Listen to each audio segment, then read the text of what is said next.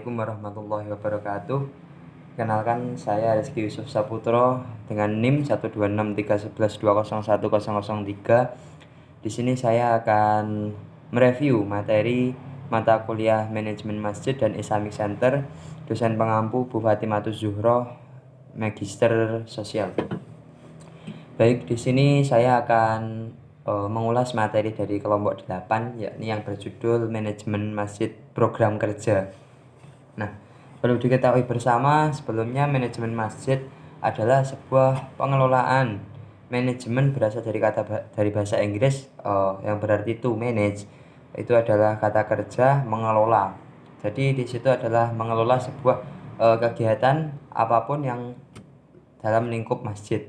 Itu adalah manajemen masjid, sebuah pengaturan mulai dari planning, organizing, actuating, and controlling atau disingkat POAK dalam fungsi manajemen kegiatan untuk kegiatan masjid. Di sini manajemen masjid program kerja. Program kerja dapat diartikan sebagai sebuah aktivitas yang menggambarkan di mana bagian mengenai pekerjaan-pekerjaan atau tupoksi tugas pokok dan fungsi dari organisasi yang ada di masjid. Itu dinamakan program kerja. Nah, kemudian aktivitas ini biasanya menyangkut tentang apa kegiatan yang akan direncanakan, seperti apa pelaksanaan yang akan dijalankan program kerja tersebut, serta jangka waktu, baik itu direncanakan jangka pendek maupun jangka panjang, penggunaan material atau sarana prasarana dan peralatan yang diperlukan. Pembagian wewenang dan tanggung jawab ini serta kejelasan yang lainnya itu sangatlah penting. Jadi harus disusun sedemikian rupa agar program kerja dapat berjalan secara maksimal.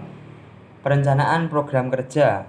Nah, menyangkut fungsi manajemen dari planning atau perencanaan, yaitu sebuah kegiatan masjid yang dapat memprediksi tentang kecenderungan kebutuhan jamaahnya, sehingga kegiatan masjid selalu aktual di mata jamaahnya. Nah, dalam menyusun perencanaan pengelolaan masjid, para pengelola masjid atau jamaah masjid dapat menempuh langkah-langkah sebagai berikut dalam menyusun program kerja. Yang pertama, menentukan visi dan misi dan atau tujuan yang jelas. Yang kedua, mengidentifikasi potensi yang dimiliki oleh jamaah dalam lingkup masjid tersebut. Yang ketiga, melakukan koordinasi dengan pihak-pihak terkait secara baik-baik.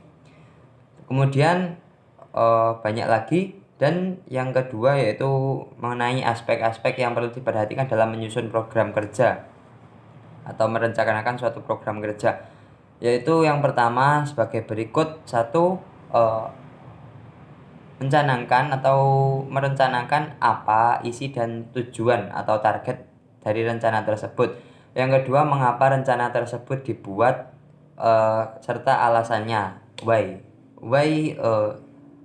program kerja ini dilaksanakan.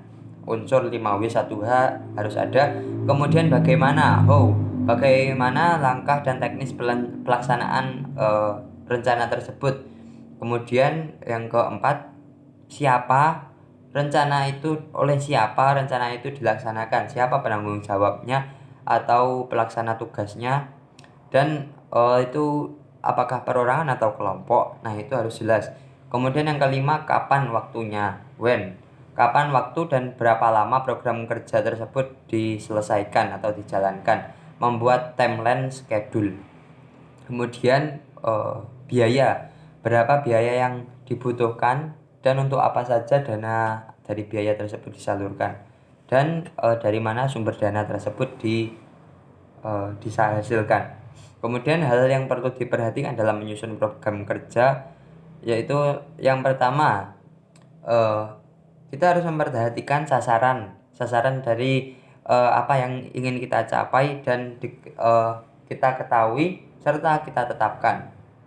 Kemudian yang kedua, mengumpulkan data dan informasi terhadap sasaran atau permasalahan yang terjadi agar kita dapat optimal dalam mencanangkan sebuah program kerja. Yang ketiga, menganalisa data dan informasi terhadap sasaran atau permasalahan yang terjadi.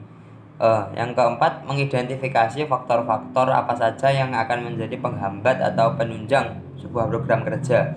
Yang kelima, membuat alternatif rencana program kerja atau planning B. Nah, dari masing-masing program kerja yang telah ditetapkan.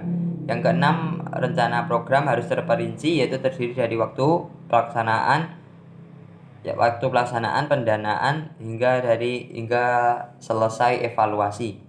Nah, langkah-langkah strategis mengurus masjid untuk dapat mengoptimalkan fungsi masjid dapat dilakukan melalui program kerja yang telah dicanangkan. Langkah-langkah strategisnya itu meliputi seperti 1. Meningkatkan iman dan takwa. Kedua, meningkatkan mutu pendidikan.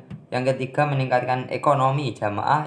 Serta yang terakhir, meningkatkan hubungan sosial kemasyarakatan. Baik, terima kasih yang dapat saya sampaikan untuk review materi tugas manajemen masjid. Saya Rizky Yusuf Saputro dari kelas MD 6A undur diri. Sekian, wassalamualaikum warahmatullahi wabarakatuh.